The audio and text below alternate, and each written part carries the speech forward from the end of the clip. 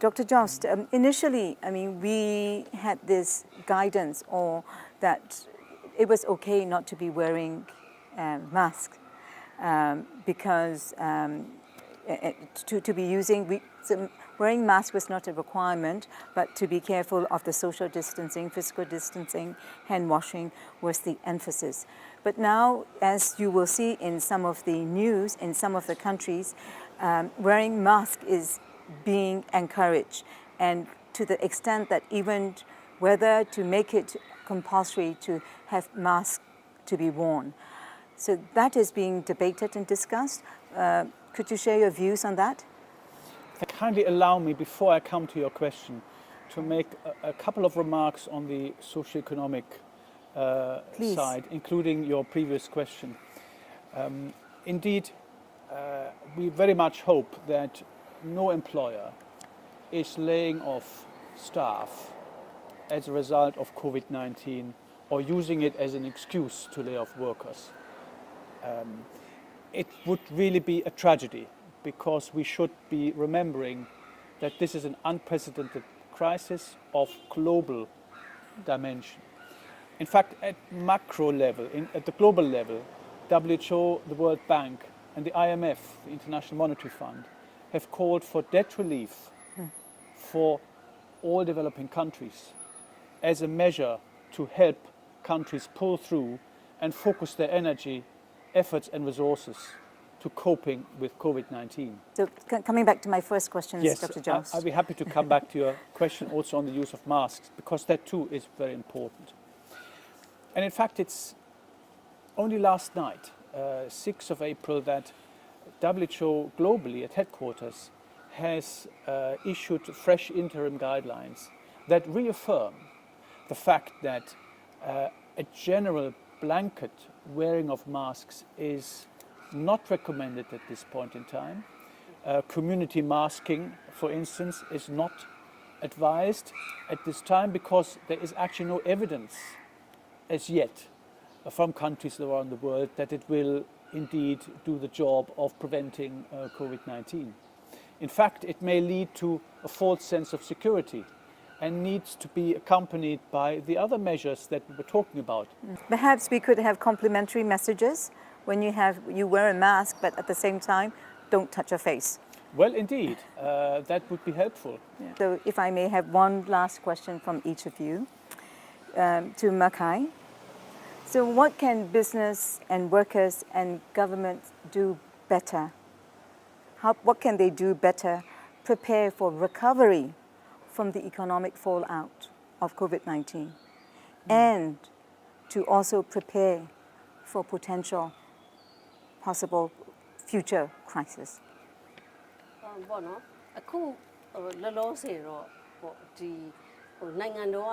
COVID-19 နဲ့ပတ်သက်တော့တော်တော်ကိုအရေးကြီးဆောင်ရွက်နေနော်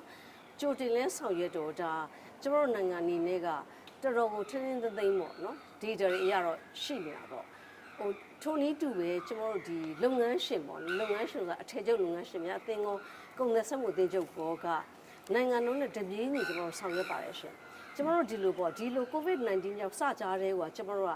ကျမရေးဝန်ကြီးဌာနပူးပေါင်းလုပ်တယ်ဒီကောက်ွယ်မှုတွေအတွက်ကိုကျွန်တော်ပညာပေးတွေလုပ်တယ်ပြီးတော့ဒီsocial security လူမှုဖူလုံရေးအဖွဲ့နဲ့လည်းကျွန်တော်တို့ဒီအလုပ်စက်မှုစုံတွေတွားပြီးတော့ကောက်ွယ်ပညာပေးတာတွေဒါတွေကျွန်တော်တို့လုပ်တယ်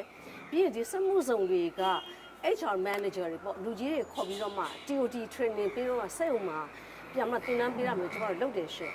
အဲ့တော့ဒီလိုလဲပေါ့ဒီကျမရေးနဲ့ပတ်သက်တော့ကောက်ွယ်တာလဲတစ်ပိုင်းပေါ့နော်နောက်တစ်ပိုင်းမှာလည်းခုနကကျွန်တော်တို့ကစိုးရိမ်နေတဲ့အလုပ်မရှိတော့ရင်အလုပ်သမားတွေကိုလာကဘယ်လိုပေးနိုင်မလဲဆိုတဲ့အပိုင်းကလည်းတော်တော်စိတ်ပူစရာဖြစ်ပါတယ်အမှန်တိုင်းပြောလို့ဒီအလုပ်သမားတွေကိုအလုပ်လည်းရှိစေချင်တယ်လာကလည်းပေးစေချင်တယ်ဒါပေမဲ့ဒီအလုပ်ကပြတ်သွားရင်လည်းရှိလို့မလွယ်ဘူးပေါ့နော်အဲ့တော့ဒီအခုနိုင်ငံတော်ကနေပြီးတော့ကျွန်တော်တို့ကိုပေါ့ဒီ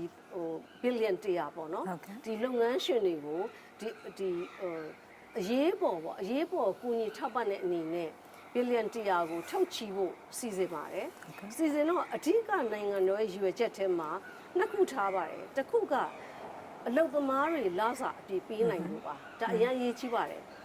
နောက်တစ်ခုကနံပါတ်2ချက်ကဒီလစာပေးပြီးရင်ဒီလုပ်ငန်းဟာအနည်းဆုံး 3လ5လ6လကာလမှာလေပတ်နိုင်တဲ့လေပတ်ငွေရှိဖို့အတွက်ဒီနှစ်ခုကိုအဓိကထားတော့ကျွန်တော်ပေးပါတယ်။ဘာလို့ဒီ COVID-19 ရဲ့ impact ကအခုချိန်မှာဘယ်လောက်ထိသွားလဲကျွန်တော်မပြောနိုင်ဘူးပေါ့နော်။ April May June ထိများသွားခဲ့ရင်လုပ်ငန်းတွေအနေနဲ့ကအလုပ်သမားတွေကလည်းလာရနေဖို့လိုပါတယ်။အလုပ်လည်းရှိနေဖို့လိုပါတယ်။ပြီးတော့လုပ်ငန်းတွေကလည်းလေပတ်ငွေရှိနေဖို့လိုပါတယ်။ဒါကိုကျွန်တော်တို့အပူတပြင်းပေါ့နိုင်ငံတို့တူဆောင်ရွက်နေတာရှိပါတယ်။တစ်ချိန်တည်းမှာပဲဒီအလုပ်ရုံတွေမှာအလုပ်သမားတွေကလည်းပဲအခုနလိုပေါ့နားလည်မှုရှိနဲ့လုပ်ငန်းရှင်တွေနဲ့နားလည်စွာနဲ့အတူတူပူးပေါင်းတဲ့အလုပ်သမားတွေလည်းအများကြီးရှိပါတယ်။အခုနတင်းညာပိတ်ရမှာပိတ်မယ်နော်ပုံမှန်လကရမယ်တချို့လည်းတစ်လလောက်ကိုနားတဲ့အလုပ်ရှင်တွေကလည်းပဲအလုပ်သမားတွေနဲ့နားလည်မှုယူပြီးရင်ဒီလကရဲ့တဝက်ပဲယူသွားတာမျိုးတို့30ရာခိုင်နှုန်းယူသွားတာမျိုးတို့ကညှိနှိုင်းမလုပ်နေကြတာရှိပါတယ်အဲ့တော့ဒီကျမတို့အနေနဲ့လည်းအမှန်တကယ်သုံးပွင့်ဆိုင်ပေါ့နော်အစိုးရအလုပ်ရှင်အလုပ်သမားသုံးပွင့်ဆိုင်စီဝေးပွဲမှာလည်းဒီလိုညီညွတ်မှုရထားပြီးသားပါဒီလိုကာလမှာတက်နိုင်သလောက်အလုပ်ရှင်အလုပ်သမားညီညွတ်စွာနဲ့ပူးပေါင်းလုပ်ကြမယ်လို့ရထားပြီးသားသို့တော်လည်းပဲကြိုကြားမှာဟိုတနေရာဒီတနေရာဖြစ်နေတာမျိုးတွေကတော့အလုပ်ရှင်တွေအတွက်လည်းစိုးရင်ပူပန်မှုဖြစ်စေတယ်အလုပ်သမားတွေအတွက်လည်းစိုးရင်ပူပန်မှုဖြစ်စေပါတယ်ဟိုနိုင်ငံတော်အနေနဲ့လည်းအခုကျမတို့သိပါတယ်ဒီ COVID စဖြစ်တဲ့ကကျမတို့အရန်ဟို proactive ဖြစ်ပါတယ်ကြိုတင်မှုဒီဟိုအရေးယူဆောင်ရွက်မှုတွေရှိတဲ့အခါမှာကျန်းမာရေးဝန်ကြီးဌာနဆိုထုတ်ပြန်မှုတွေအများကြီးထုတ်ပြန်ပြီးတော့မှသတိပေးနေတယ်သတင်းတွေပေးနေတယ်ပြီးတော့ဒီတခြားသက်ဆိုင်ရာပေါ့ဒီအလုပ်သမားနဲ့လူဝင်မှုเนาะဒီလူပြည်သူ့အင်အားဝန်ကြီးဌာနကလည်းထုတ်ပြန်ချက်တွေထုတ်တယ်တိုင်းနဲ့ပြည်နယ်အသီးသီးမှာလည်းဒေသဆိုင်ရာအစိုးရတွေကလည်းထုတ်ပြန်ချက်တွေထုတ်တယ်ဒါတွေအားလုံးကအချိန်နဲ့ပေါ့တပြေးညီမှာတုံ့ပြန်မှုတွေကတော်တော်လေးမြန်ဆန်ထွက်လာနေတော့ကျွန်တော်တို့အလွန်အားရပါတယ်အဲ့ဒါကိုကျွန်တော်တို့ဖြစ်စေချင်တာပေါ့နော်အစိုးရနဲ့ပြည်သူကဒီချိန်မှာတသားတည်းဖြစ်နေကြပါတယ်တော်တော်များများပေါ့နိုင်ငံတော်အစိုးရလုပ်နေအောင်ကျွန်တော်တို့လုပ်ငန်းရှင်များလည်းပူးပေါင်းဆောင်ရွက်တယ်เนาะကျွန်တော်တို့ဒီ chamber ဆိုရင်ကုန်သည်စက်မှုသင်းချုပ်ဆိုရင်မနေ့ကပဲကျွန်တော်တို့ကအခုနလိုပေါ့ဒီအလုပ်သမားဘယ်လဲပုံမှန်ဝင်ငွေမရှိတဲ့အခြေခံလူရန်စားတွေအတွက်စာဝတ်နေရိတ်ခါအတွက်ကိုကူညီဖို့ကျွန်တော်တို့ကော်မတီတိကကျွန်တော်တို့ဖွဲ့လိုက်တယ်မနေ့ကဒီနေ့22ကော်မတီနဲ့ကျွန်တော်တို့ဒီနေ့အစည်းအဝေးစပြီဒီနေ့ကျွန်မဒီလာတဲ့ချိန်မှာအစည်းအဝေးလုပ်နေတာအဲ့ဒီအစည်းအဝေး member တွေမှာကျွန်တော်တို့ဒီကုန်သည်စက်မှုအသင်းကပါတယ်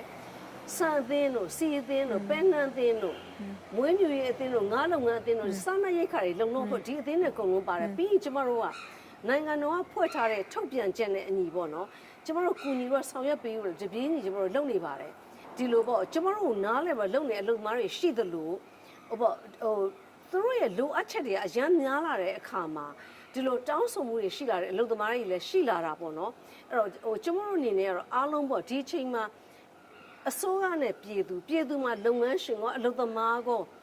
ဗာလေဒီမြို့နေရပ်ပြပါအကုန်လုံးပါတယ်နော်တသွေးတဲ့ပေါ့ဒီနေ့ကျွန်တော်တို့ဆောင်ရွက်ကြလို့ရှိရင်တော့အလွန်ကောင်းမယ်လို့နော်ကျေးဇူးအများကြီးတင်ပါတယ်ဆရာမဆရာမဆွေးနွေးတာအများကြီးပြည့်စုံပါတယ် so as having a lot of lessons learned I would say so would you be able to share with us as we move forward not just in Myanmar but globally as we move forward what are some of the lessons that we're learning from the efforts that we're putting together to combat COVID-19 well Susu that is a very tough question right at the end right I think humanity is if I may say from a personal perspective it seems to me humanity is learning at Is there a silver lining around COVID-19? Absolutely. It's a new virus. It's been around just over 3 months or so. And it seems to me that humanity is learning at breakneck speed all across the world, something that we haven't encountered before. And to link this with Myanmar, the fact that Myanmar has been proactive from the very beginning was very important in gaining time. And the measures of China have been very important in gaining time because to some extent Myanmar was also protected by the actions of China due to the long border that it shares with that country. And of course other countries in the region have also joined in this big effort, this proactive approach. Thailand, Bangladesh, and Malaysia, others also. It's very important that we recognize that overall effort. Moving forward, I think we are trying collectively, both the scientists and in other sectors, to learn fast about optimizing treatment possibilities, producing candidate drugs that might work, including those that are already tested and around. Also, there is a very fast-tracked effort for candidate vaccines to be developed. Also, there is constant exchange of experience among countries as to how they have coped or are coping with this challenge. Because countries are at different stages of this outbreak in the different countries of the world. Thank you. I think Siama wanted to have a few words. ဘာပေါ့နော်ဒီနိုင်ငံတိုင်းကလေသူရဲ့ဖွံ့ဖြိုးတိုးတက်မှုကြည့်ရဆိုရင်နိုင်ငံရေးစီးပွားရေးလူမျိုးဒီလိုကြည့်ကြတာအောင်နော်ဟိုတနိုင်ငံမတူဘူးရှင်ဦးစားပေးရလေနိုင်ငံရေးဦးစားပေးတဲ့နိုင်ငံရှိတယ်စီးပွားရေးဦးစားပေးတဲ့နိုင်ငံရှိတယ်လူမှုဦးစားပေးတဲ့နိုင်ငံရှိတယ်ပြီးတော့မှအနောက်ကနေလိုက်လာကြတာအောက်ချုပ်မှုပိုင်းပေါ့နော်အခုချိန်မှာကဘာမှာတူနေတာတခုတော့ဖြစ်သွားပြီရှင်နိုင်ငံတိုင်းကလူမှုရေးဦးစားပေးတယ်လူမှုရေးမှာကျွန်တော်တို့စာအုပ်နေရေးလို့ပြောတဲ့အခါမှာဟိုကကျမ်းမာရေးဖြစ်သွားရင်နိုင်ငံတိုင်းရဲ့ကျမ်းမာရေးပြီးမှစားနေရေးပါတာဝတ်ရေးအနောက်မှာလာတာနော်ပညာရေးအနောက်မှာရောက်လာတာအဲ့တော့အခုနကျွန်မပြောတဲ့စကားတွေမှာညီညွတ်မှုလို့ပြောတဲ့အခါမှာအစိုးရအလုပ်ရှင်အလုပ်သမားနဲ့ civil society လို့ကျွန်မပြောတဲ့အခါမှာကျမ်းမာရေးရှုထောင့်ကနေကြည့်ပြီးလို့ကျွန်မပြောတာပါအဓိကကျမ်းမာရေးရှုထောင့်ကနေပြီးတော့မှဒါလေးကိုစင်ကျင်လိုက်ရင်ပေါ့နော်ဥပမာဒီဝန်ကြီးဌာနရဲ့ထုတ်ပြန်ချက်တွေရှိတယ်နော်ဒီလိုလူမစုရဘူးဒီလိုတွေအဲ့ဒါလေးသတိထားလိုက်ရင်ပေါ့နော်ပြီးတော့ထုတ်ပြန်ချက်တွေလို့ကျွန်တော်ဖြစ်စေချင်တာလေထိရောက်စွာအသုံးပြုဖို့ဆောင်ရွက်ပေးဖို့အတွက်ဒါဆိုမလိုလားအပ်တဲ့ကျမ်းမာရေးပြဿနာမရှိဘူးဆိုရင်စားဝတ်နေရကျွန်တော်အနောက်ကလိုက်လို့ရပါတယ်ကျမ်းမာရေးပြဿနာရှိလာရင်စားဝတ်နေရလည်းဘာမှအရေးမကြီးတော့ပါဘူး ကျေးဇူးအများကြီးတင်ပါတယ်ဆရာမ So the health is a top priority for all the countries in the world. With that message, I would like to express my deep thanks to Dr. Stefan Jost and also to Siama Daw Khine Nwe and happy Myanmar New Year. ကျေးဇူးတင်ပါတယ်